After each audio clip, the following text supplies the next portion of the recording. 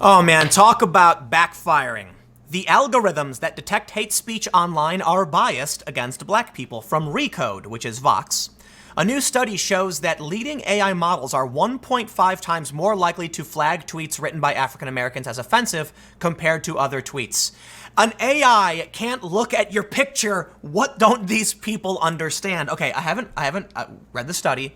Let's go through this, but my initial interpretation is perhaps it's the way people speak, the content of their character, and not the color of their skin.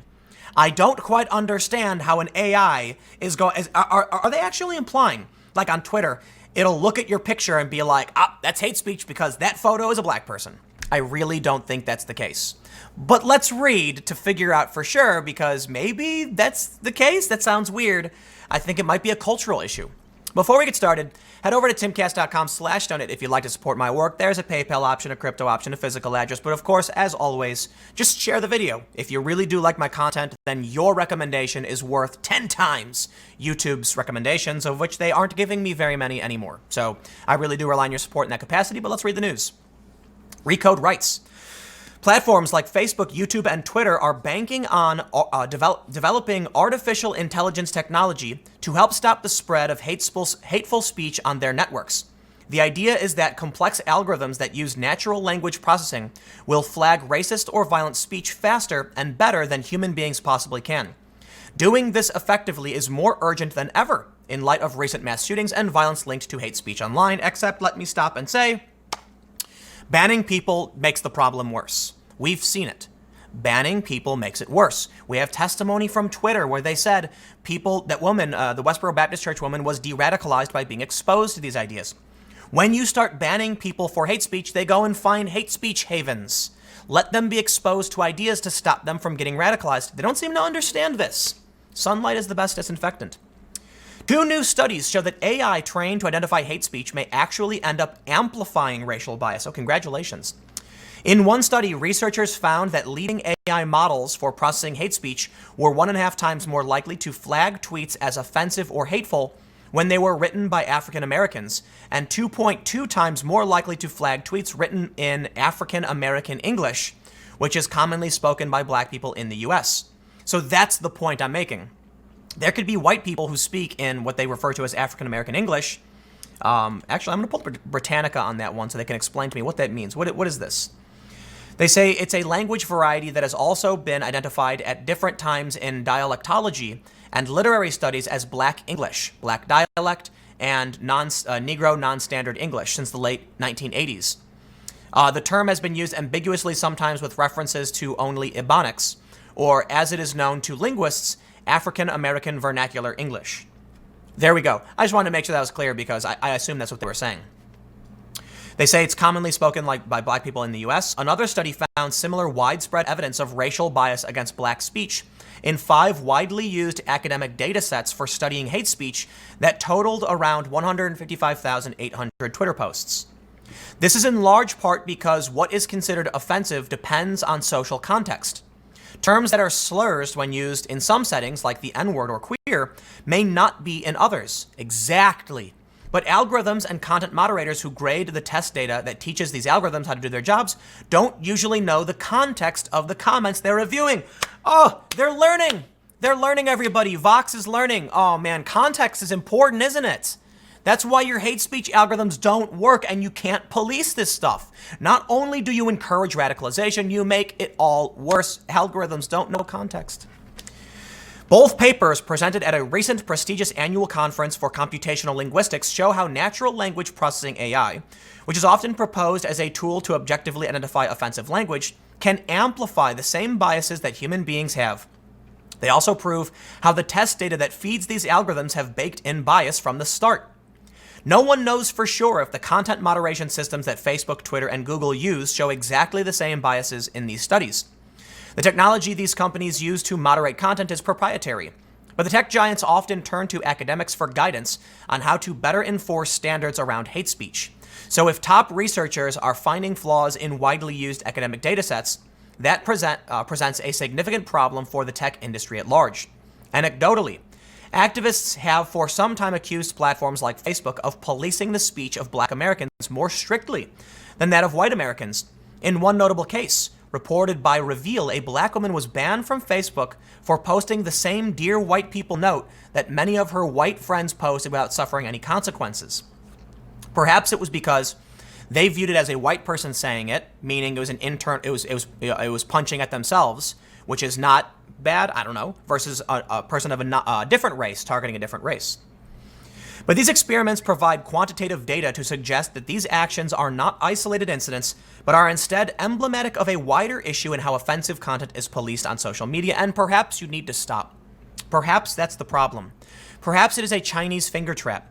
And we have been saying over and over again, you are going to police yourselves. Take a look at all the people who track white supremacy on the internet being banned for showing symbols proving somebody was a white supremacist. One guy wrote a book called, it was something like Alt America, where he had a Klan hood on the cover of his book, so Twitter suspended him for this and said, you got to delete it. And he was like, but I'm criticizing them. They said, we don't care. And here you go. Now you have proof, these studies showing that not only do they not care, but the AI actually is going to be targeting Black vernacular English. I think African-American vernacular English. Flawed human decisions get reflected in algorithms. Martin Sapp, a PhD student in computer science and engineering, and his colleagues at the University of Washington set out to study what's flagged as offensive on Twitter because of the important political conversations that happen on the platform. They first gathered more than 100,000 tweets used in two widely cited academic datasets. These tweets had been hand-flagged by human beings with labels such as being hate speech, offensive, or abusive. The results were astounding. Tweets written by self-identified African-American users were on average found to be 1.5 times more likely to be flagged as offensive. Researchers then applied this test data into a larger algorithmic model run using natural language processing on 56 million tweets and saw that these biases were only further reinforced. Taking their research a step further, Sapp and his colleagues decided to do something interesting. They primed workers labeling the same data to think about the user's dialect and race when deciding whether the tweet was offensive or not. Their results showed that when moderators knew more about the person tweeting, they were significantly less likely to label that tweet as potentially offensive. At the aggregate level, racial bias against tweets associated with Black speech decreased by 11%. The academic and tech sector are pushing ahead with saying, let's create automated tools of hate detection, but we need to be more mindful of minority group language that could be considered bad by outside members. But this is true for everything. Look at Learn to Code. Look at Demand Voter ID. These are things that conservatives use that were offensive to the left, so they got banned for it, presumably. But as Jack Dorsey said, they were aggressive in how they policed this. You have to understand, there's a lot of things that aren't offensive that get policed. In one instance, I don't want to name anybody, but somebody jokingly called their roommate gay, and they got banned for it, but they were friends and they were making an inside joke. This is the problem with policing speech in this way. You need to hire full-time speech police, like China does. And it doesn't make sense, which is one of the benefits of having free speech in this country. You know, these companies are going to try, and they're not going to get it right because it can't be gotten right.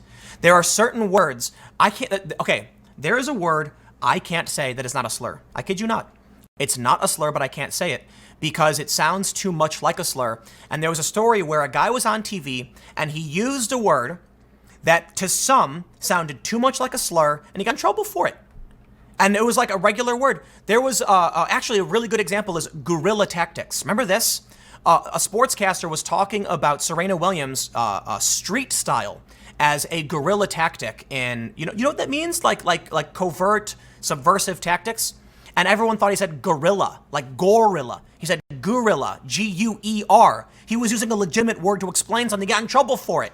You can't police this stuff. Nobody has any idea. People need to stop being so outraged because here you go. Vox publishing a story saying straight up, the hate speech algorithm you made, guess what? It was racist. Congratulations. You have only increased racism by trying to, it's a Chinese finger trap problem, man.